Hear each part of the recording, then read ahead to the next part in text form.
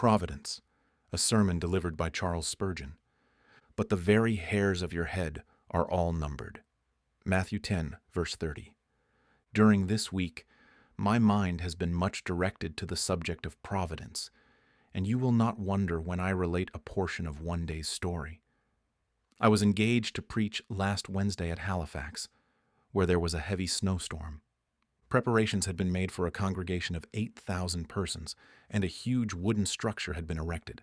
I considered that, owing to the severe weather, few persons could possibly assemble, and I looked forward to the dreary task of addressing an insignificant handful of people in a vast place. However, when I arrived, I found from 5,000 to 6,000 people gathered together to hear the word. And a more substantial-looking place it has not been my lot to see. It certainly was a huge, uncomely building, but nevertheless it seemed well adapted to answer the purpose. We met together in the afternoon, and worshipped God, and again in the evening, and we separated to our homes, or rather, we were about to separate, and all this while the kind providence of God was watching over us. Immediately in front of me, there was a huge gallery, which looked an exceedingly massive structure, capable of holding 2,000 persons. This, in the afternoon, was crowded, and it seemed to stand as firm as a rock. Again in the evening there it stood, and neither moved nor shook. But mark the provident hand of God. In the evening, when the people were about to retire, and when there was scarcely more than 100 persons there, a huge beam gave way, and down came a portion of the flooring of the gallery with a fearful crash.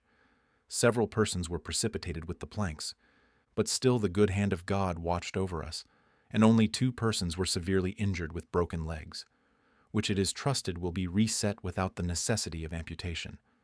Now, had this happened any earlier, not only must many more have been injured, but there are 1,000 chances to 1, as we say, that a panic must necessarily have ensued similar to that which we still remember, and deplore as having occurred in this place.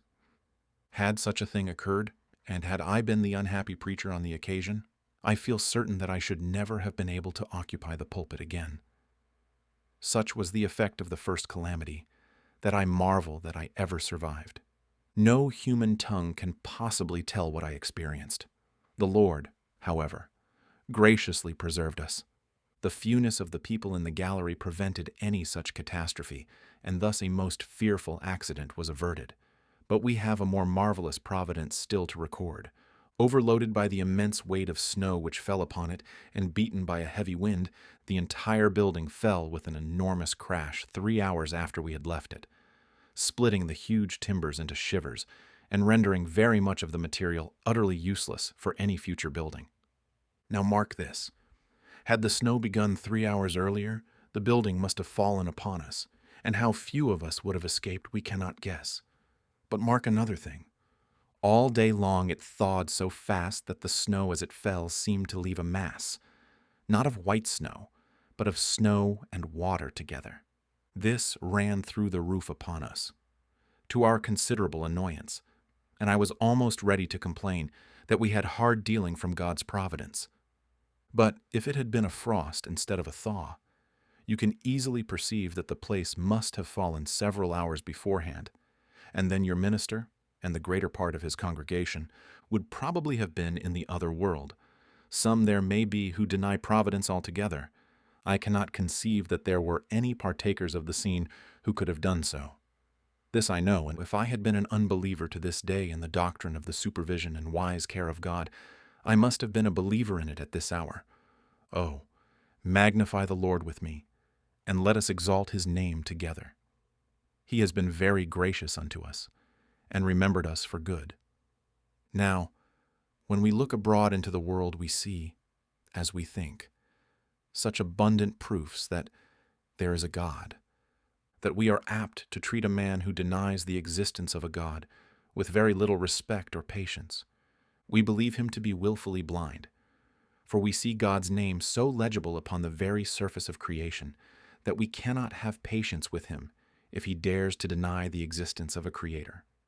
And in the matter of salvation, we have each of us seen in our own salvation such positive marks of the Lord's dealings with us, that we are apt to be somewhat censorious and harsh towards any who propound a doctrine which would teach salvation apart from God. And I think we shall be very apt this morning to think hardly of the man who, having seen and heard of such a providence as that which I have just related, could fail to see God's hand. It seems to me that the hand of God in providence is as clear as in creation. And while I am sure that if saved at all I must be saved by God, I feel equally certain that every matter which concerns all of us in daily life bears upon itself the evident trace of being the handiwork of Jehovah, our God. We must, if we would be true believers in God, and would avoid all atheism, give unto him the kingship in the three kingdoms of creation, grace, and providence. It is in the last, however, that I think we are the most apt to forget him. We may easily see God in creation if we be at all enlightened, and if saved, we cannot avoid confessing that salvation is of the Lord alone. The very way in which we are saved, and the effect of grace in our hearts, always compels us to feel that God is just. But providence is such a checkered thing, and you and I are so prone to misjudge God and to come to rash conclusions concerning his dealings with us, that perhaps this is the greatest stronghold of our natural atheism, a doubt of God's dealings with us in the arrangements of outward affairs. This morning I shall not be able to go deeply into the subject, but very heartily can I enter into it, after being so great a partaker of his wonder-working power. From the text, I shall draw 1 or 2 points. First of all, the text says, "The very hairs of our head are all numbered." From this I shall infer the minuteness of providence. Again, inasmuch as it is said of believers that the hairs of their head are all numbered, I shall infer the kind consideration, the generous care, which God exercises over Christians. And then, from the text, and from our Savior's reason for uttering these words, I shall draw a practical conclusion of what should be the spirit and temper of the men who believe this truth, that the very hairs of their head are all numbered. First, then, our text very clearly teaches us the minuteness of providence. Every man can see providence in great things. It is very seldom that you find any person denying that when an avalanche falls from the summit of the Alps, the terrible hand of God is there. There are very few men who do not feel that God is present in the whirlwind and in the storm. Most men will acknowledge that the earthquake, the hurricane, the devastation of war, and the ravages of pestilence come from the hand of God. We find most men very willing to confess that God is God of the hills, but they forget that he is also Lord of the valleys. They will grant that he deals with great masses, but not with individuals, with seas in the bulk, but not with drops. Most men forget, however, that the fact which they believe of providence being in great things involves a providence in the little, for it were an inconsistent belief that the mass were in God's hand, while the atom was left to chance. It is indeed a belief that contradicts itself. We must believe all chance, or else all God. We must have all ordained and arranged, or else we must have everything left to the wild whirlwind of chance and accident. But I believe that it is in little things that we fail to see God. Therefore, it is to the little things that I call your attention this morning. I believe my text means literally what it says. The very hairs of your head are all numbered. God's wisdom and knowledge are so great that he even knows the number of the hairs upon our head. His providence descends to the minute particles of dust in the summer gale. He numbers the gnats in the sunshine and the fishes in the sea. While it certainly does control the massive orbs that shine in heaven, it does not blush to deal with the drop that trickles from the eye. Now, I shall want you to notice how little circumstances of daily life, when we come to put them all together, evidently betray their origin. I will take a scripture history and show how the little events must have been of God, as well as the great results. When Joseph was sent into Egypt by his brethren in order to provide for them against a day of famine, we all agree with Joseph's declaration, "It was God that sent me here." But now, if we notice each of the little ways through which this great result was brought to pass, we shall see God in each of them. One day Joseph's brethren are gone out with the sheep. Jacob wants to send to them. Why does he send Joseph? He was his darling son. He loved him better than all his brethren. Why does he send him away? He sends him, however. Then why should it have happened at that particular time, that Jacob should want to send at all? However, he did want to send, and he did send Joseph. A mere accident, you will say, but quite necessary as the basement of the structure. Joseph goes. His brethren are in want of pasture and therefore leave Shechem, where Joseph expected to find them, and journey on to Dothan. Why go to Dothan? Was not the whole land before them? However, Joseph goes there. He arrives at Dothan just when they are thinking of him and his dreams, and they put him into a pit. As they are about to eat bread, some Ishmaelites came by. Why did they come there at all? Why did they come at that particular time? Why were they going to Egypt? Why might they not have been going any other way? Why was it that the Ishmaelites wanted to buy slaves? Why might they not have been trading in some other commodity? However, Joseph is sold, but he is not disposed of on the road to Egypt. He is taken to the land.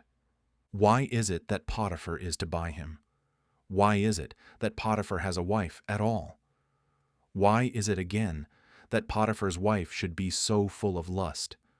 Why should Joseph get into prison? How is it that the baker and the butler should offend their master? All chance, as the world has it, but every link necessary to make the chain. They do both offend their master. They are both put into prison. How is it that they both dream? How is it that Joseph interprets the dreams? How is it that the butler forgets him? Why? Just because, if he had recollected him, it would have spoiled it all. Why is it Pharaoh dreams? How can dreams be under the arrangement of God's providence? However, Pharaoh does dream. The butler then thinks of Joseph. Joseph is brought out of prison and taken before Pharaoh. But take away any of those simple circumstances, break any one of the links of the chain, and the whole of the design is scattered to the winds. You cannot get the machine to work. If any of the minute cogs of the wheels are taken away, everything is disarranged.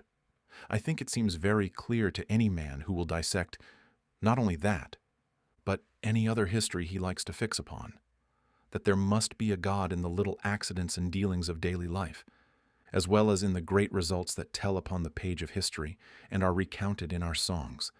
God is to be seen in little things. We will now notice in the minutiae of providence how punctual providence always is. You will never wonder more at providence than when you consider how well God keeps time with himself. To return to our history, how is it that the Ishmaelites should come by just at that time? How many thousand chances there were that their journey might have been taken just before? There certainly was no special train to call at that station at that particular time, so that Joseph's brethren might arrange to go and call him. No such thing. And yet, if there had been all this arrangement, it could not have happened better. You know, Reuben intended to fetch Joseph out of the pit half an hour later, and the child was not. God had these Ishmaelites ready. You do not know how he may have sped them on their journey, or delayed them, so as to bring them on the spot punctually at the identical moment. To give another instance, there was a poor woman whose son had been raised from the dead by Elisha. She, however, had left her country at the time of famine and had lost her estate. She wanted to get it back. God determined that she should have it. How was it to be done? The king sends for Gehazi, the servant of Elisha, and he talks to him. He tells him one instance about a woman who had had a child raised from the dead. How strange! In comes the woman herself. My lord, this is the woman. She comes to obtain her suit. Her desire is granted just because at the very moment the king's mind is interested concerning her. All chance, was it not? Nothing but chance? So fools say. But those who read Bibles, and those who have judgment, say there is something more than chance in such a coalition of circumstances. It could not be a mere coincidence, as men sometimes say. There must be God here, for it is harder to think that there is not God than that there is.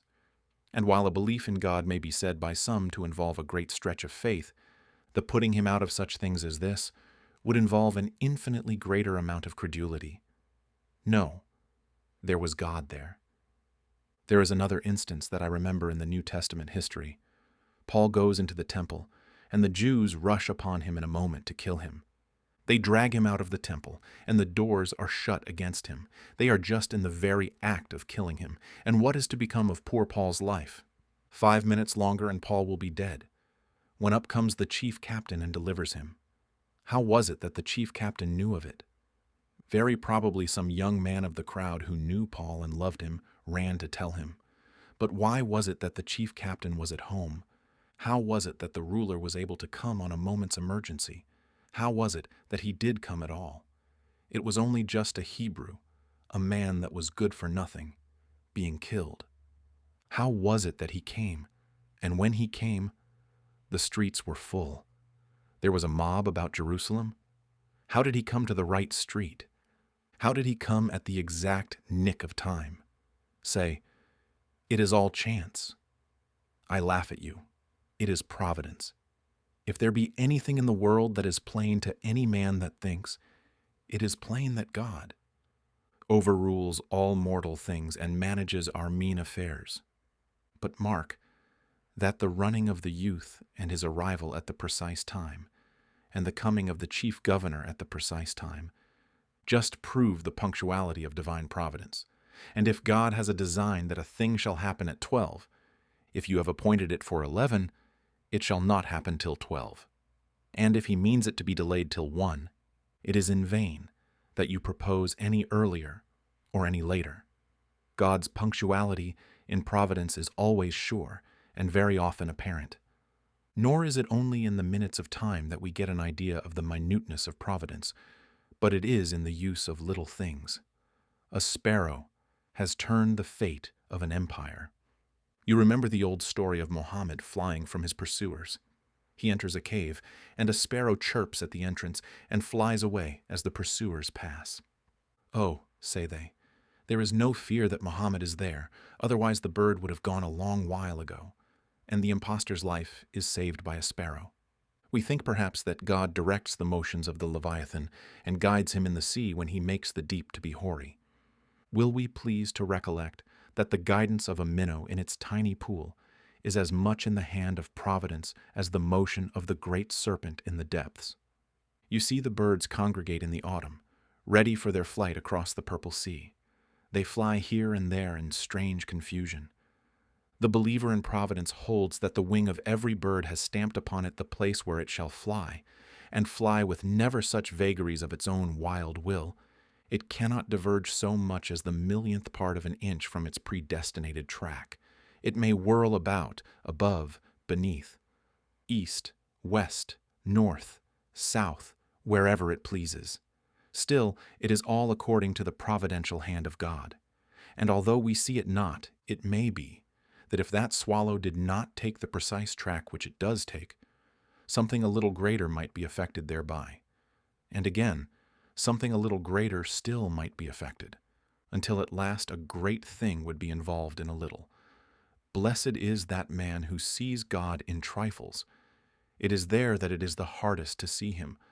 But he who believes that God is there may go from the little providence up to the God of providence. Rest assured, when the fish in the sea take their migration, they have a captain and a leader, as well as the stars. For he who marshals the stars in their courses and guides the planets in their march is the master of the fly, and wings the bat, and guides the minnow, and does not despise the tiniest of his creatures. You say there is predestination in the path of the earth. You believe that in the shining of the sun there is the ordinance of God. There is as much his ordinance in the creeping of an insect, or in the glimmering of a glowworm in the darkness. In nothing is there chance, but in everything there is a God. All things live and move in him, and have their being, nor could they live or move otherwise, for God has so ordained them. I hear one say, "Well, sir, you seem to be a fatalist." No, far from it. There is just this difference between fate and providence. Fate is blind. Providence has eyes. Fate is blind, a thing that must be. It is just an arrow shot from a bow that must fly onward, but has no target. Not so, Providence. Providence is full of eyes. There is a design in everything, and an end to be answered. All things are working together, and working together for good. They are not done because they must be done, but they are done because there is some reason for it. It is not only that the thing is, because it must be, but the thing is, because it is right, it should be. God has not arbitrarily marked out the world's history. He had an eye to the great architecture of perfection when he marked all the aisles of history and placed all the pillars of events in the building of time. There is another thing that we have to recollect also, which will strike us perhaps more than the smallness of things. The minuteness of providence may be seen in the fact that even the thoughts of men are under God's hand. Now, thoughts are things which generally escape our attention when we speak of providence. But how much may depend upon a thought? Oftentimes a monarch has had a thought which has cost a nation many a bloody battle.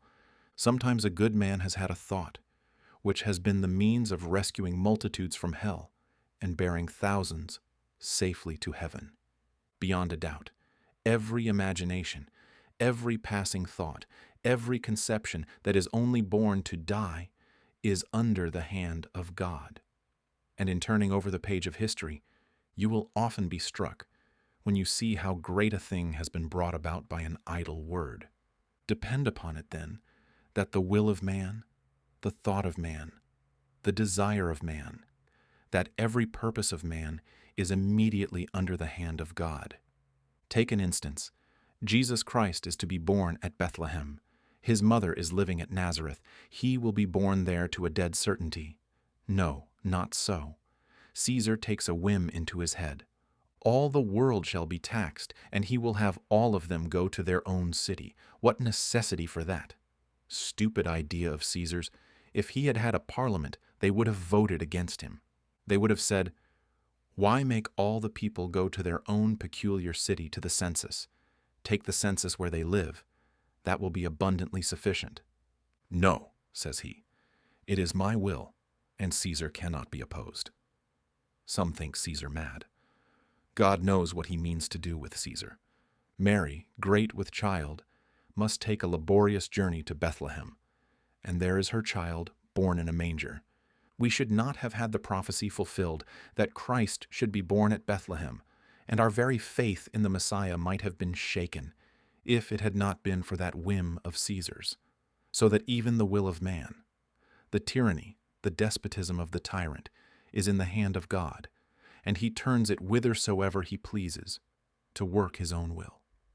Gathering up all our heads into one short statement, it is our firm belief that he who wings an angel guides a sparrow. We believe that he who supports the dignity of his throne amidst the splendors of heaven maintains it also in the depths of the dark sea.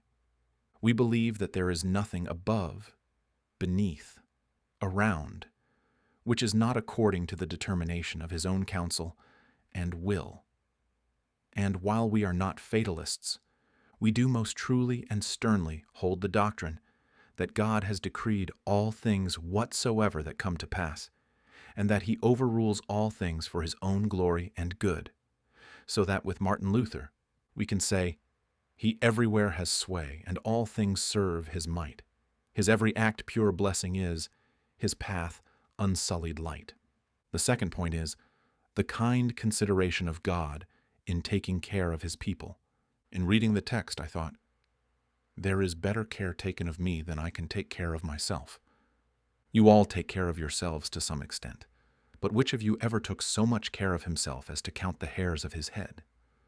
But God will not only protect our limbs, but even the excrescence of hair is to be seen after, and how much this excels all the care of our tenderest friends. Look at the mother, how careful she is. If her child has a little cough, she notices it. The slightest weakness is sure to be observed. She has watched all its motions anxiously, to see whether it walked right, whether all its limbs were sound, and whether it had the use of all its powers in perfection. But she has never thought of numbering the hairs of her child's head, and the absence of one or two of them would give her no great concern. But our God is more careful of us, even than a mother with her child, so careful that he numbers the hairs of our head. How safe are we then, beneath the hand of God? However, leaving the figure, let us again notice the kind, guardian care which God exerts over his people in the way of providence. I have often been struck with the providence of God in keeping his people alive before they were converted. How many are there here who would have been in hell at this hour if some special providence had not kept them alive till the time of their conversion? I remember mentioning this in company, and almost every person in the room had some half miracle to tell concerning his own deliverance before conversion. One gentleman, I remember, was a sporting man who afterwards became an eminent Christian. He told me that a little time before his conversion he was shooting, and his gun burst in 4 pieces, which stood upright in the earth as near as possible in the exact form of a square, having been driven nearly a foot into the ground, while he stood there unharmed and quite safe, having scarcely felt the shock. I was noticing in Hervey's works one day a very pretty thought on this subject. He says, 2 persons who had been hunting together in the day slept together the following night. One of them was renewing the pursuit in his dream, and having run the whole circle of the chase, came at last to the fall of the stag. Upon this, he cries out with a determined ardor, "I'll kill him! I'll kill him!" and immediately feels for the knife which he carried in his pocket. His companion, happening to awake and observing what passed, leaped from the bed. Being secure from danger, and the moon shining in the room, he stood to view the event when, to his inexpressible surprise, the infatuated sportsman gave several deadly stabs in the very place where a moment before the throat and the life of his friend lay. This I mention as a proof that nothing hinders us, even from being assassins of others, or murderers of ourselves amidst the mad sallies of sleep, only the preventing care of our Heavenly Father. How wonderful the providence of God with regard to Christian people in keeping them out of temptation. I have often noticed this fact, and I believe you are able to confirm it, that there are times when if a temptation should come, you would be overtaken by it. But the temptation does not come. And at other times, when the temptation comes, you have supernatural strength to resist it. Yes, the best Christian in the world will tell you that such is still the strength of his lust, that there are moments when if the object were presented to him, he would certainly fall into the commission of a foul sin. But then the object is not there, or there is no opportunity of committing the sin. At another time, when we are called to go through a burning, fiery furnace of temptation, we have no desire towards the peculiar sin. In fact, we feel an aversion to it, or are even incapable of it. Strange it is, but many a man's character has been saved by providence. The best man that ever lived little knows how much he owes for preservation to the providence as well as to the grace of God. How marvelously, too, has providence arranged all our places. I cannot but recur to my own personal history, for after all, we are obliged to speak more of what we know of ourselves as matters of fact than of others. I shall always regard the fact of my being here today as a remarkable instance of providence. I should not have occupied this hall probably, and been blessed of God in preaching to multitudes if it had not been for what I considered an untoward accident. I should have been at this time studying in college instead of preaching here, but for a singular circumstance which happened. I had agreed to go to college. The tutor had come to see me, and I went to see him at the house of a mutual friend. I was shown by the servant into one drawing room in the house. He was shown into another. He sat and waited for me for 2 hours. I sat and waited for him 2 hours. He could wait no longer, and went away thinking I had not treated him well. I went away, and thought that he had not treated me well. As I went away, this text came into my mind, "Seek you great things for yourself? Seek them not." So I wrote to say that I must positively decline. I was happy enough amongst my own country people, and got on very well in preaching, and I did not care to go to college. I have now had 4 years of labor. But, speaking after the manner of men, those who have been saved during that time would not have been saved. by my instrumentality at any rate, if it had not been for the remarkable Providence turning the whole tenor of my thoughts and putting things into a new track. You have often had strange accidents like that. When you have resolved to do a thing, you could not do it anyhow. It was quite impossible. God turned you another way and proved that Providence is indeed the master of all human events. And how good, too, has God been in Providence to some of you in providing your daily bread. It is remarkable how a little poverty makes a person believe in Providence, especially if he is helped through it. If a person has to live from hand to mouth, when day by day the manna falls, he begins to think there is a providence then. The gentleman who sows his broad acres, reaps his wheat and puts it into his barn, or takes his regular income, gets on so nicely that he can do without Providence. He does not care a bit about it. The rents of his houses all come in, and his money in the 3% is quite safe. What does he want with Providence? But the poor man who has to work at day labor, and sometimes runs very short, and just then happens to meet with somebody who gives him precisely what he wants, he exclaims, "Well, I know there is a Providence. I cannot help believing it. These things could not have come by chance." And now, in conclusion, brethren and sisters, if these things be so, if the hairs of our head are all numbered, and if Providence provides for his people all things necessary for this life, and godliness, and arranges everything with infinite and unerring wisdom, what manner of persons ought we to be? In the first place, we ought to be a bold race of people. What have we to fear? Another man looks up, and if he sees a lightning flash, he trembles at its mysterious power. We believe it has its predestined path.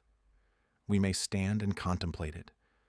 Although we would not presumptuously expose ourselves to it, yet can we confide in our God in the midst of the storm. We are out at sea. The waves are dashing against the ship. She reels to and fro. Other men shake because they think this is all chance. We, however, see an order in the waves and hear a music in the winds. It is for us to be peaceful and calm. To other men the tempest is a fearful thing. We believe that the tempest is in the hand of God. Why should we shake? Why should we quiver? In all convulsions of the world, in all temporal distress and danger, it is for us to stand calm and collected, looking boldly on. Our confidence should be very much the same, in comparison with the man who is not a believer in Providence, as the confidence of some learned surgeon, who, when he is going through an operation, sees something very marvelous, but yet never shudders at it, while the ignorant peasant, who has never seen anything so wonderful, is alarmed and fearful, and even thinks that evil spirits are at work. We are to say, "Let others say what they please. I know God is here, and I am his child, and this is all working for my good. Therefore will I not fear, though the earth be removed, and though the mountains be carried into the midst of the sea." Especially may I address this remark to timid people. There are some of you who are frightened at every little thing. Oh, if you could but believe that God manages all, why, you would not be screaming because your husband is not home when there is a little thunder and lightning, or because there is a mouse in the parlor, or because there is a great tree blown down in the garden. There is no necessity you should believe that your brother-in-law, who has gone to Australia, was wrecked because there was a storm when he was at sea. There is no need for you to imagine that your son in the army was necessarily killed because he happened to be before Lucknow.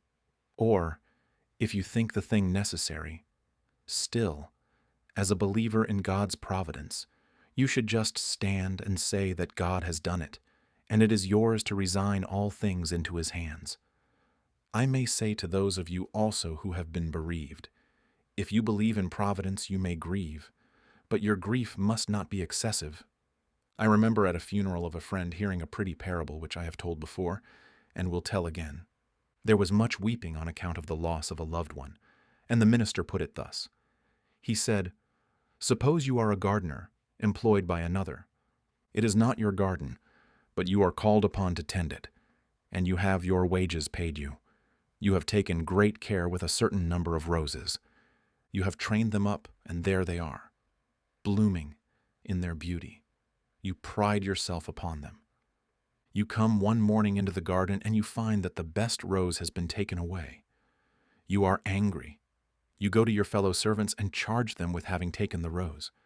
They will declare that they had nothing at all to do with it. And one says, "I saw the master walking here this morning. I think he took it." Is the gardener angry then? No. At once he says, "I am happy that my rose should have been so fair as to attract the attention of the master. It is his own. He has taken it. Let him do what seems him good." It is even so with your friends. They wither not by chance. The grave is not filled by accident. Men die according to God's will. Your child is gone, but the master took it. Your husband is gone. Your wife is buried. The master took them. Thank him that he let you have the pleasure of caring for them and tending them while they were here. And thank him that as he gave, he himself has taken away. If others had done it, you would have had cause to be angry. But the Lord has done it. Can you then murmur? Will you not say, "You at all times will I bless"? Having you, I all possess. How can I bereaved be, since I cannot part with you? And pardon me when I say, finally, that I think this doctrine, if fully believed, ought to keep us always in an equable frame of mind. One of the things we most want is to have our equilibrium always kept up. Sometimes we are elated. If I ever find myself elated, I know what is coming. I know that I shall be depressed in a very few hours. If the balance goes too much up, it is sure to come down again. The happiest state of mind is to be always on the equilibrium. If good things come, thank God for them, but do not set your heart upon them. If good things go, thank God that he has taken them himself, and still bless his name. Bear all. He who feels that everything comes to pass according to God's will has a great mainstay to his soul. He need not be shaken to and fro by every wind that blows, for he is fast bound, so that he need not move. This is an anchor cast into the sea. While the other ships are drifting far away, he can ride calmly through.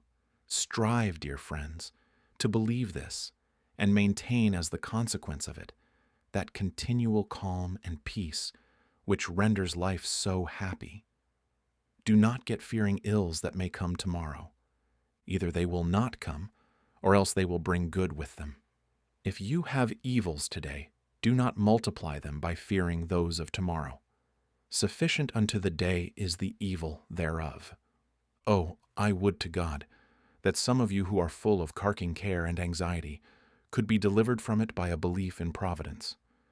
And when you once get into that quiet frame, which this doctrine engenders, you will be prepared for those higher exercises of communion and fellowship with Christ, to which distracting care is ever a fearful detriment, if not an entire preventive.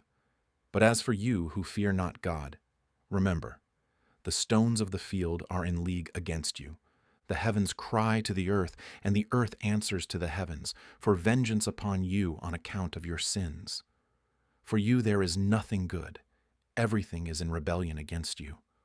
Oh, that God might bring you into peace with him, and then you would be at rest with all beside. Seek first the kingdom of God and his righteousness, and all these things shall be added to you. The Lord bless you in this, for Jesus' sake. Amen.